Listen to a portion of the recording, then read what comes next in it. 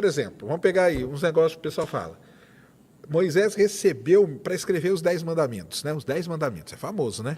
São as tábuas lá, né? Como que a gente sabe que existe? Que elas foram encontradas? Não, os 10 mandamentos não foram disso, encontrados, desapareceram. Mas olha, vou colocar da seguinte maneira. Eu vou fazer o papel aqui de um questionador chato. Só para fazer ilustração.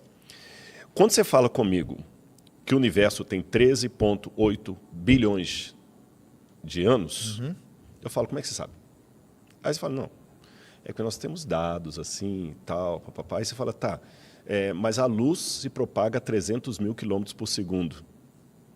Tá, mas como é? Me mostre, eu quero ver. Não, não é bem assim, Rodrigo. Não, mas como é que você sabe? Eu não estou vendo isso que você está falando, eu não estou vendo os 13,8 bilhões. Fala assim, sabe o que é? É que você está vendo só a luz aqui. E eu estou vendo a ciência por detrás dela. Então, posso dar uma sugestão com você? Estuda ciência comigo e você vai começar a entender que há algo muito mais do que uma lâmpada aqui. Eu não estou vendo o átomo. Estuda ciência comigo, você vai ver que há algo muito mais do que essa mesa. Então, o que acontece com a gente que é teólogo? Quando muitos de vocês às vezes falam assim, não, mas eu não estou vendo Deus aqui. Eu já estou vendo. Estou vendo Deus em que sentido? Da mesma maneira como você está vendo um átomo aqui que eu não estou vendo. Entendi. Você está vendo um espaço nessa mesa aqui que eu não estou vendo. Quer dizer, eu não estou vendo assim. Um pouquinho de ciência eu estudo por cultura, mas eu não sou um cientista nesse sentido, né? Eu sei que aqui tem espaço entre a mesa, que a energia passa. Eu sei que a energia aqui eu não estou vendo. Então, esse conhecimento vai permitir você ver coisas mais do que simplesmente as coisas em redor. O Starlink, se tivesse instalado aqui, eu não estou vendo as ondas que ele está mandando, mas elas existem. O Quasar, as ondas que são emitidas, enfim. Então, o que a gente convida muitas vezes, quem está do lado de lá, é conhecer, parece uma coisa chata. Eu falo, vou dar uma Bíblia para o Serjão, vai ter gente que vai pegar recorde. Rodrigo convertendo o Serjão e tudo tal. Mas são duas coisas. Primeiro, é uma busca de saber. Por que isso, se eu fosse um ateu, a pergunta que eu faria, Sérgio, seria o seguinte: o que leva... Eu já sei por que eu não creio em Deus. Mas o que leva um cara do nível acadêmico de fulano, beltrano, ciclano, do meu orientador, acreditar em algo... Peraí, eu quero saber por quê. Esse é um ponto. Eu iria querer saber. E o segundo, aí eu vou fazer uma defesa agora da chatice crente.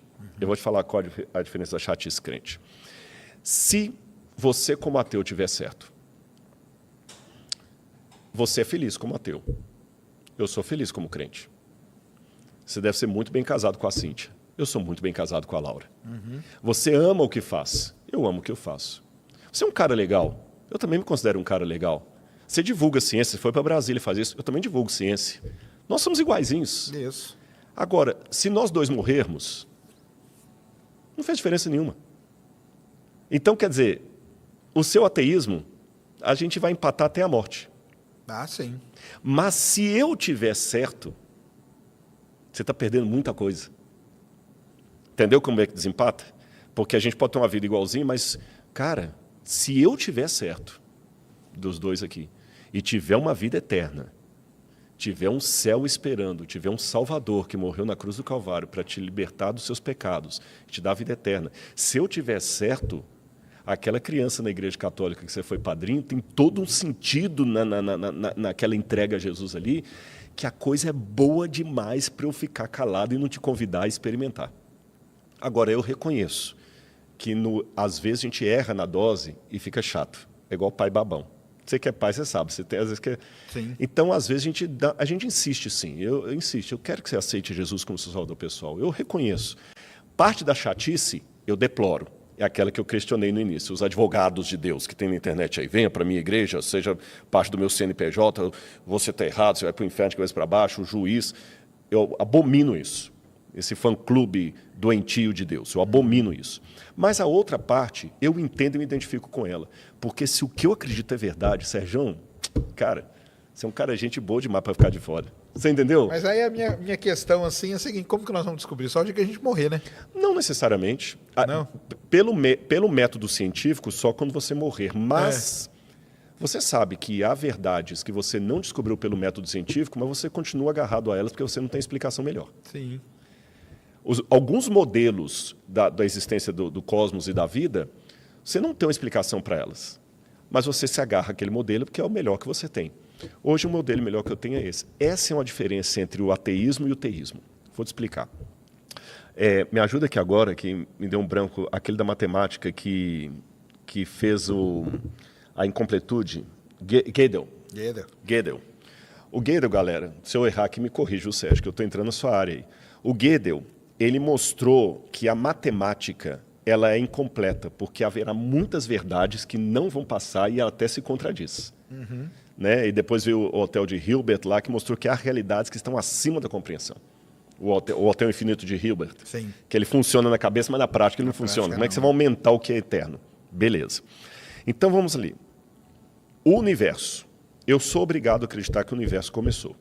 Por que eu sou obrigado a começar, Sérgio? Porque se eu não acreditar que o universo teve um começo, quando eu falo universo, tudo, tá? Uhum. Energia, matéria, tempo, tudo tal. Uhum. Se ele não começou, eu vou entrar num contrassenso arqueológico. Arqueologia na cabeça. Eu vou entrar num contrassenso matemático, que é o seguinte: se houve um universo eterno, esse momento nunca teria chegado. Porque para esse momento chegar, eu tenho que ter infinitos momentos antes dele. Como o infinito é um número que nunca se alcança, isso aqui não aconteceria. Não sei se eu confundi a cabeça da galera ou se ficou claro. Você acha que deu para o pessoal entender? Acho que sim. Deu para entender, pessoal? Essa conversa minha com o Sérgio só está acontecendo porque o tempo começou. Sim, claro. Porque se for um retrocesso infinito, eu tenho que ter infinitos momentos antes de chegar, ele nunca chegaria. Então, se começou. Aí vem aquela questão. Se começou, por que existe algo ao invés de nada? Sendo que antes não havia nada. Aí vem aquela questão. A ciência não tem resposta para isso. Beleza, eu concordo. Não tem. A ciência sabe que a vida está aqui, mas não por quê. A ciência sabe o como, mas ela não sabe o porquê. Só que eu tenho duas atitudes. Se eu estiver num hotel, no hospital, o médico vai falar para mim assim, ó, você está com uma doença grave, desse jeito. Tá bom? Tá bom. Só que aqui na cidade, eu moro em Engenheiro Coelho, uma cidade pequena, nós não temos tratamento para a sua doença. Eu tenho duas atitudes. Sair dali e ir para casa, esperar morrer, ou procurar outro hospital que tem a resposta. Capacidade para te curar. Exatamente. Então, o que acontece? Quando eu não encontro uma resposta na ciência, eu estou falando agora do meu testemunho, tá? Eu não consigo falar assim, então vou acomodar, já que não tem resposta, vou ficar por isso mesmo. Não, eu procuro outros lugares que podem me dar aquela resposta. Essa que é a diferença. Entendi. Você entendeu? Eu sei que alguns cientistas falam o seguinte, eu não me importo com o problema Deus. A ciência não me diz nada, então eu fico com isso mesmo. Seria a mesma coisa eu falar o seguinte, eu não me importo com a cura para essa doença. O médico falou que aqui não tem o que fazer, ele é médico. Não, mas pode ser que o outro hospital tenha. Então, por isso que eu acho que a ciência e a religião elas podem ser até complementares, não adversárias. Ah, sim, isso com certeza. Mas o lance das tábuas, que o pessoal fala. Os 10 mandamentos. Dos 10. Uhum. Ela não. Moisés recebeu uma luz, aquilo lá não. O que acontece? É assim que você interpreta, não? Eu interpreto que Moisés teve uma visão sobrenatural de Deus, que foi algo realmente. Porque teve duas fases, né? Então, uma fase que o próprio Deus escreve, uma fase que ele manda Moisés escrever.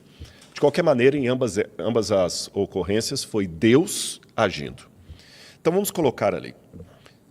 Agindo de maneira bem racional, Sérgio, isso parece ridículo. Eu vou dar outros exemplos do que parece ridículo. Deus entregar 2 tábuas de pedra para Moisés, ou mandar Moisés lavrar 2 tábuas para escrever os mandamentos direto do Deus, parece ridículo. Falar que uma mulher chamada Maria estava virgem e deu à luz a um menino sem nenhuma presença de espermatozoide dentro do útero dela, também é ridículo. Nenhum ginecologista vai falar que isso procede. Falar que um homem chamado Jesus andou sobre as águas, isso é ridículo.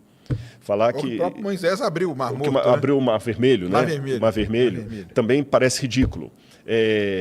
Os milagres de Jesus também parecem ridículos. Ou seja, a Bíblia está repleta de situações que parecem ridículas. Aí eu te pergunto de volta. Por que pessoas de elevado calibre mental acreditam nessas coisas e não acreditam nas fábulas de La Fontaine? Mas aí elas acreditam no literal? Literal, tem muita gente. O Newton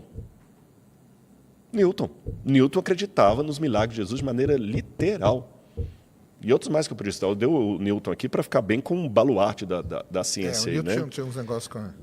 Com a Bíblia, bem forte. Era um camarada que descobriu a lei da gravidade. Galileu também. O Galileu O Galileu, ele brincava com o Papa da época. Exatamente. A briga dele é com o Papa, não com a Bíblia. Né?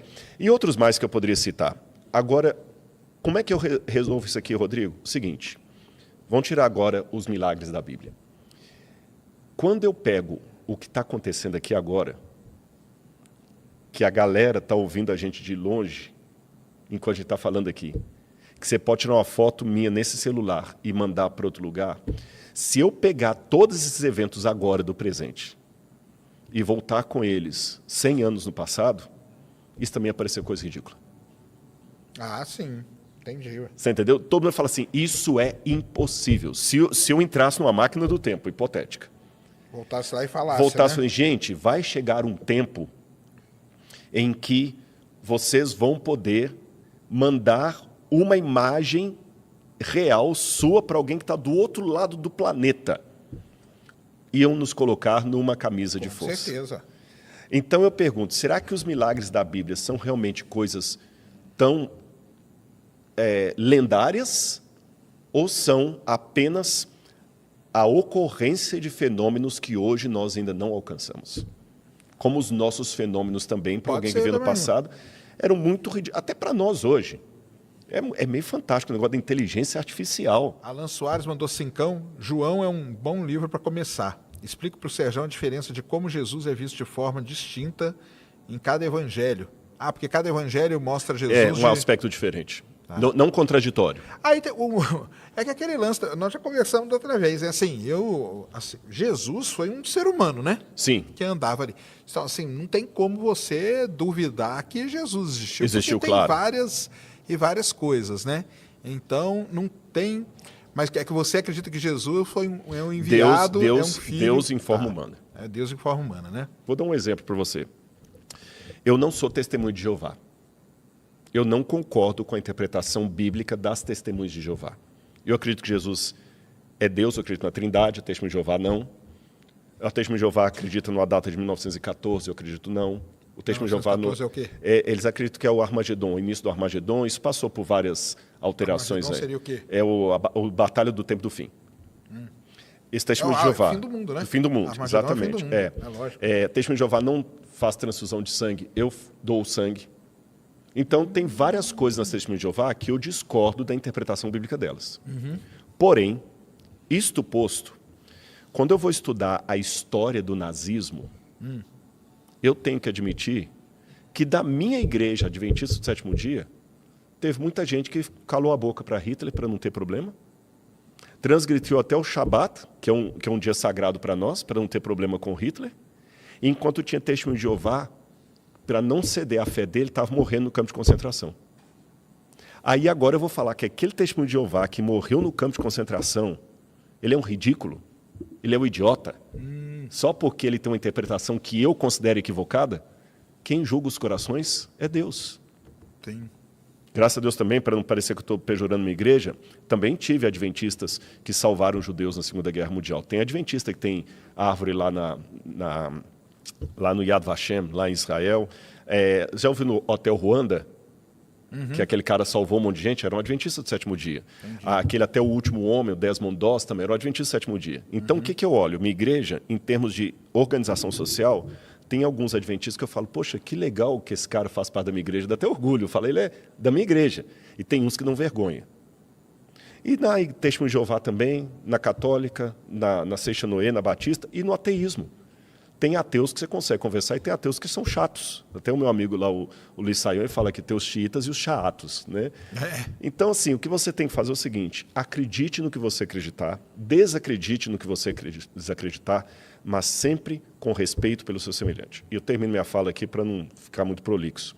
Tem uma frase, ela foi atribuída a Santo Agostinho, mas eu nunca vi essa fonte original da frase. Certo. Então, eu não posso afirmar que é de Santo Agostinho, mas a frase diz assim: no essencial, unidade. No não essencial, diversidade. Em tudo, caridade. sim. Naquilo que é essencial, não pode ter a minha opinião, é do Sérgio. Por exemplo, se a gente estivesse discutindo aqui violência contra a mulher, não existe opinião a esse respeito, é condenação. Claro. Não tem como, não, eu acho que pode bater em mulher. Desculpa, isso aí não está para colocar na mesa e ser respeitado. Então, no essencial, temos que rezar o mesmo terço. Um ateu e um crente, um ateu e um não católico cristão rezando o mesmo terço. Violência contra a mulher, não está em discussão. As áreas que não são essenciais, vamos deixar cada um tomar a sua opinião e em tudo caridade. Aí você pode falar, tá, Rodrigo, mas crer em Deus é uma área essencial. É verdade. Mas aí eu deixo o coração dele com Deus. Lembre, eu estou aqui para testemunhar de Deus, não para ser o advogado de defesa dele.